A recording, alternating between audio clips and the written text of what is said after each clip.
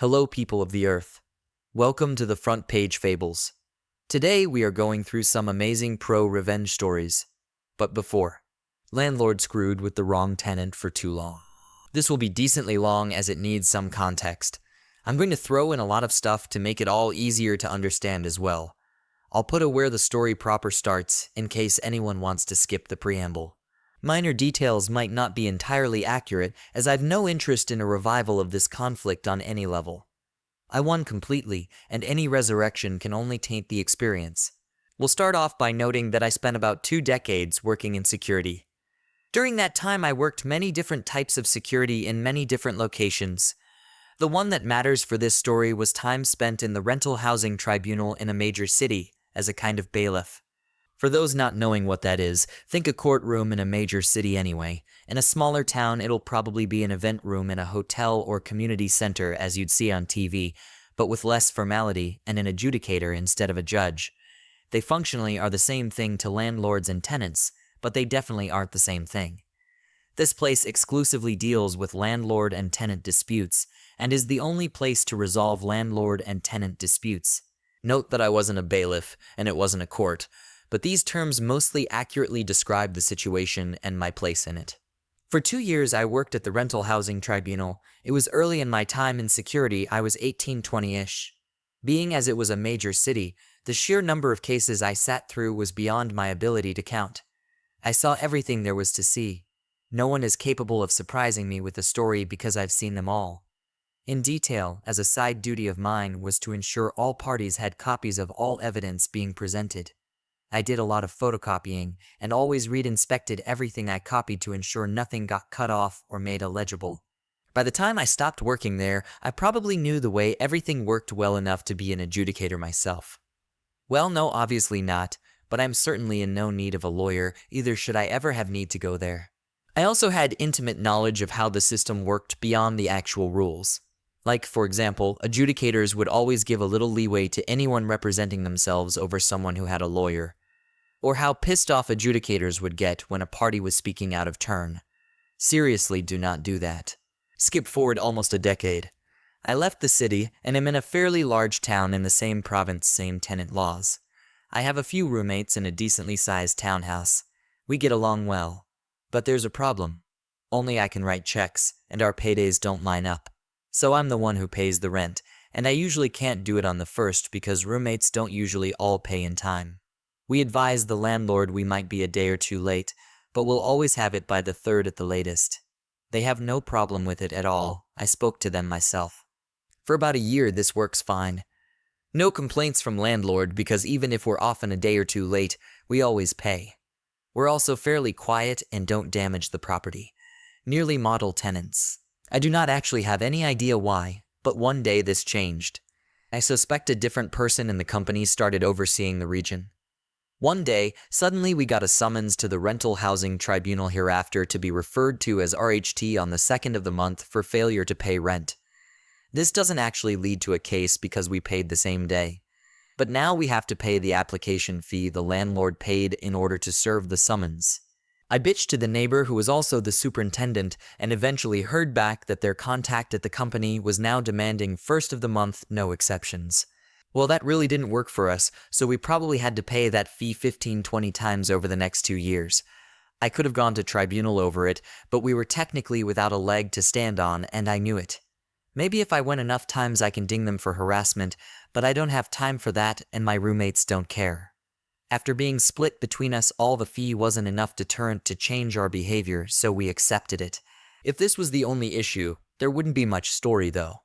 At around the same time, the rent leeway vanished, so did mandatory maintenance. I'm not going to list everything that went wrong and wasn't fixed. You'll get a decent idea at the end. We suffered through it. We were all working too many hours at shit pay to be able to actually do anything about it. We adapted. But after about 2 years it broke. Everyone but me up and moved out for various reasons within a 4-month period.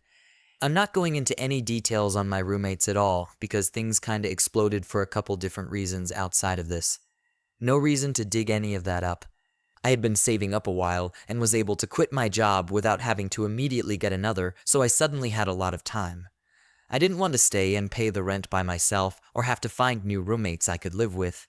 And with my experience in the RHT, I knew I had the landlord by the balls. So I went for them. I stopped paying rent. Annoyingly, I didn't get a summons the first month, but I did the second, so I went. With a meticulously documented plethora of evidence of failure to maintain the property and entering the property without formal notice. I had a copy for the landlord and a copy for the adjudicator. I know from experience that technically you're supposed to give the other party the evidence before the tribunal, but I also knew about that leeway an adjudicator gives to those who represent themselves. So I didn't give the landlord the evidence until our case came up, 100% total ambush. They argued they were ambushed, but the adjudicator just dismissed the case, dressed me down a little, and told me to file my own summons as I should have done. This was the petty revenge. The landlord and lawyer drove 3 hours to get there for nothing. Worse than nothing. I filed my own summons, and the big day shows up. It's been about 4 months of me not paying rent at this point. I'm prepared to if I lose, but I don't think I'm going to lose. The whole thing could not have gone better. I had 20-30 pages of evidence and 20-odd photographs. They had nothing. They had no actual defense for our water heater being out for 6 months or us not having a fridge for a year, just to mention 2 severe issues. Their entire defense rested on us being late for rent, which actually worked against them once that led to the adjudicator learning how many times we'd paid the application fee, and lies that had no evidence to support them. They even talked over me a few times, and I saw in his eyes the one time I opened my mouth to protest during their turn to speak, but forced myself to shut up with every gram of willpower I had so only a squeak came out. The adjudicator respected me. He had no respect for the landlord. I had won on every possible front. The only question was how much. It was more than I'd ever seen. I got 9 months of free rent, and the landlord was ordered to have everything fixed before the next month was over or I'd get more. I gave notice I was leaving at the end of the 8th month and left at the end of the 9th. Because the landlord had never renewed the lease, I didn't have to give him the 3-month notice the lease specified. If you want a figure to put to it, I basically got a $13,000 judgment in my favor, adjusted for inflation and rounded. I also made the landlord and lawyer drive 3 hours, twice, only to lose. The landlord's face was so red at the end, I thought he'd have a heart attack. He didn't though. By Mark. Edit to clarify a few things based on questions. I also want to add for those good landlords out there, I do feel you. My time in the RHT was eye-opening. For every bad landlord, there are 10 bad tenants easily. There's a massive debate of debates to have over the whole thing. I'll only say that I do sympathize with the good landlords out there. I'm not trying to paint all landlords as terrible. This is the only landlord I've ever had that was so useless. Edit. I've revised my estimate of the ratio based on a little research and some comments from 30 tenants per landlord to 10. I'm probably still wrong, but the sheer number disparity between landlords and tenants effectively requires there be more bad tenants than bad landlords simply because there are so many more tenants than landlords. I'm going to leave it at that and just beg you not to rip me apart from either side. I'm intimately aware of the problems both good landlords and good tenants face, and my sympathy goes out to both sides. On to our next story. Stick me with hidden charges? I'll show you. So this past Christmas, my missus and I purchased one of our 9-year-old son's Santa gifts from a certain UK sports retail company that also have many stores here in Ireland as well. It was a football rebounder, kinda like a trampoline that you kick the ball at and it bounces back to you. Anyway, we purchased it from their Irish website and thought nothing more of it. A few days go by, and we get a notification from a certain brown uniformed courier company that there are customs charges due on something. And as you can imagine, we've bought many things for the kids, so we had to double check what we've ordered, and we didn't have anything left that was being imported, so we naturally assumed it was a scam. So I told the wife to call the company and find out who shipped it, and it was a different courier company based in the UK. After a bit of digging and investigating, it turns out that it's our rebounder. They had shipped it from the UK, via a local carrier, to the brown uniformed guys to deliver to us. Now, my wife and I are both on disability, so an additional charge of almost £50 when you're both already on a fixed income is harsh, especially at Christmas, so I told her to pay it, and I'd deal with the retailer. The first day I called, I had to call 3 times, being stuck on hold for at least 20 minutes each time, but I was patient and polite because I've worked in a call center. Before, so I knew those people are only doing their job, but I asked to speak to a manager and was promised a call back each time that never happened.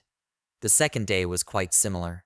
The third day I was starting to get annoyed, so called back, waiting even longer on hold, and finally wasn't taking this shit any longer.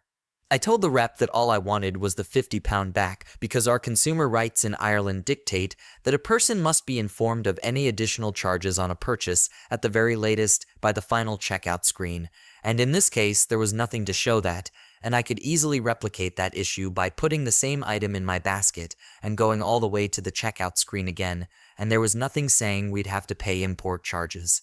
The rep was indifferent to the situation but tried to help, and what he said sent me over the edge. He offered me a measly £20 gift voucher to use on their website, but more importantly he read a statement to me.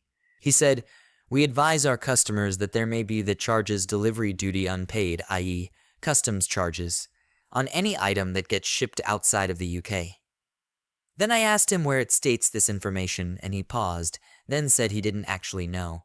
I said, "Well, I know one thing, it doesn't say it anywhere on this transaction because I've checked, and because this is a violation of my consumer rights, I'm going to give your company one last chance to make this right. Have your manager call me within the next 60 minutes, or I'm going to post this entire debacle on LinkedIn and link every senior officer in your company." Then I hung up the phone and waited. Yet again, no call. The next day I went on LinkedIn and followed through on my promise. I created a post detailing what they had done by sticking us with hidden charges and that they were ignoring our requests for a manager and everything they said and did. Then I tagged every senior officer at that company from the regional managers through the European directors all the way to the CEO, and I shamed them for how they operate their company. This, ladies and gentlemen, was now an act of war. Shortly after I posted that, I noticed that they took down the item from their website in an attempt to hide this, but they must have thought in a simpleton that doesn't understand how the internet works. They didn't realize that when you searched for rebounder on their site, that it shows the item in question, so I took a screenshot of that. Then another of the item page that was now missing, but then I did a Google cached search for the same page and found a version from 2 days prior happily showing the item. Then I added a comment to my original post highlighting how they were trying to hide it with the evidence and trolling them for their heinous behavior, especially at Christmas. Then I tagged and shamed all the senior officers again, and at this point it was really starting to get some attention, not only publicly, but 3 people in incognito mode viewed my profile. I wonder who they could have been. So naturally I took a screenshot of the 3 mysterious visitors listed on my profile and did the same thing. Commented on my own post highlighting it and trolling them for their incompetence. The next morning I got a call from a senior exec at their head office in the UK, practically licking my boots with apologies, asking what she can do to make this right. I told her I originally only wanted my £50 back as it wasn't fair, nor even legal, that I had to pay it, but since I had to go to such lengths to get their attention, now I wanted my £50 back, a full refund on my entire purchase, and I wanted to keep the product. That was the only thing that would make this go away. She asked for a couple of hours to fix it, and I said okay. About an hour later, I got another call from her again apologizing. She asked for my PayPal address where she sent the £50, then she refunded the whole purchase, and she let us keep the product. Obviously, I thanked her for her help because at that stage I was just happy it was over, but I'll be F-ed if I'll let anyone walk all over my family, even if they are a £58,000 annual company. The most of the story here is, don't take bullshit from anyone. I may be just one man, but my son's view of Santa is far more valuable to me than the opinion of some retail chain that doesn't care about its customers nor how it operates ethically. I hope you guys are enjoying. But the next one is my favorite as well. Sister wants to walk down the aisle at my wedding. We use that to our advantage. Here I am, writing this long tale on my honeymoon, but it does feel cathartic to finally type it out, and my husband is more excited about this than the resort drinks, lol. Anyway, this is a throwaway because I don't have a Reddit account, and my husband, the Reddit fanatic, said he doesn't want this associated with his main. As to why the Reddit guy isn't the one writing this, it's because he said, since it's my family, I should be the one with the honor of posting the story, but he is looking over my shoulder to help out. I'm not a lawyer, so I don't know if this works, but I do not give permission for this to be reposted anywhere else. So I think first it's necessary to give some background to explain how this behavior reached this level and why our responses were as they were. It's a long read, I apologize. Ever since I could remember, my parents loved my sister more. I don't mean in subtle ways either. If my sister accused me of something, they'd believe it and punish me. If I accused her, they wouldn't believe. Even if there was undeniable proof, they'd still give her a lesser punishment and try to find a way to scold me in tandem. My birthday cake had to be a flavor she wanted. Hers did not, and my parents always denied knowing I didn't like that type of cake. They always bought her a bit more than for me. We went to where she wanted, even if it was an event that should be about me. My sister grew up spoiled and didn't like me, just used me as a punching bag. But at first she mostly ignored me. But then it got really bad when we were young teens. I'm not sure what the cause and effect are, but she found herself with no friends and her behavior got worse. Did her friends move? Did they ditch her because she was mean? I don't know, because we were never close and my parents loved to boast about her achievements, but never ever mentioned any issues, whereas with me, they loved to bring out any flaws of mine constantly as teasing material. I only knew she had none because we went to the same school, and I noticed her no longer walking around with people. Anyway, she had no friends. I did. I used to be decently popular. My sister realized that, and suddenly I stopped being the occasional punching bag to a hated person she needed to take down at all times. She started accusing me of more stuff. She accused my friends of more stuff. My parents stopped allowing me to hang out with anyone, the excuses ranging from, "They're not good people according to your sister," to, "Why are you trying to leave us? Why can't you be like your sister and enjoy family time?" What saved me from complete isolation was extended family. Most of my family lived in the same hometown, and I got along with my cousins despite some age difference. At one gathering, they invited me over to something I don't remember what, and I sadly replied I'm not allowed to go anywhere. When asked why, my kid self with no filter replied that it was because I wasn't allowed to have friends since my sister didn't have any. Well, that reached the adults, who apparently tore my parents apart. Later, I was scolded for lying and grounded as if I had anywhere to go for a month. But after that, they allowed me some leeway, so it was worth it. And my sister changed schools. I guess the humiliation of extended family knowing her social status was bad, and she demanded to be changed. And my parents immediately obliged, even though it cost them more since the school was further away. But she made friends at the new school. However, she never went back to the previous status quo of mostly ignoring me.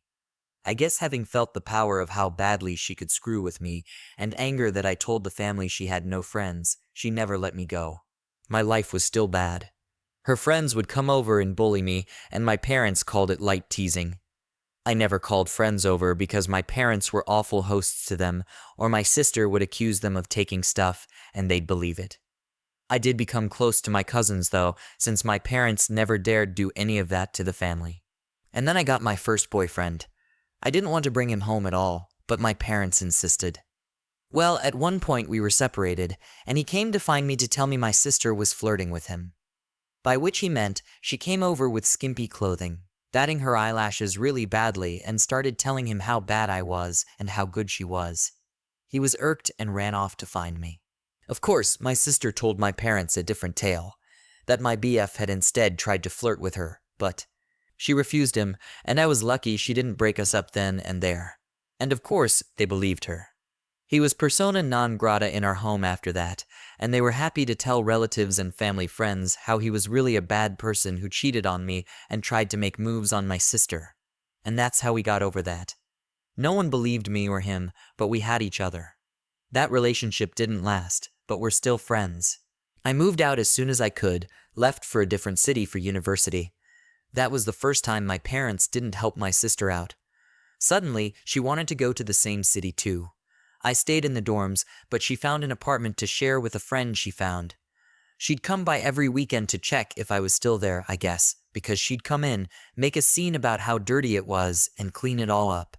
I met my husband during my last year of uni, and by then my sister had graduated and moved back home. I got a job offer in a different country, and I took it. My parents were delighted my sister had me out of their hair again. I got married last month. Now for the wedding. So my parents tried to hijack the wedding. I'm not even exaggerating. As soon as they found out I was engaged, they started to make plans for it, even though we weren't planning on having a wedding for a year.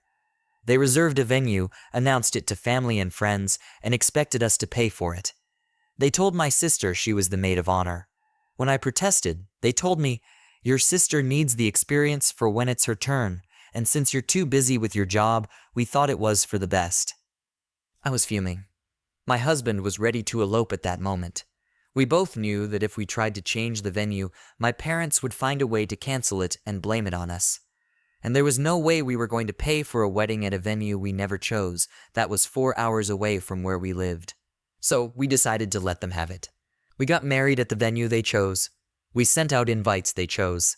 I wore the dress they chose. But everything else was us. We told our friends the situation. We told them the location was the same, but we hired a bus to take us to a different place. We hired a band to play the same music as at the venue, and we told them to stop halfway and take a break for the 2 hours we'd be on the bus.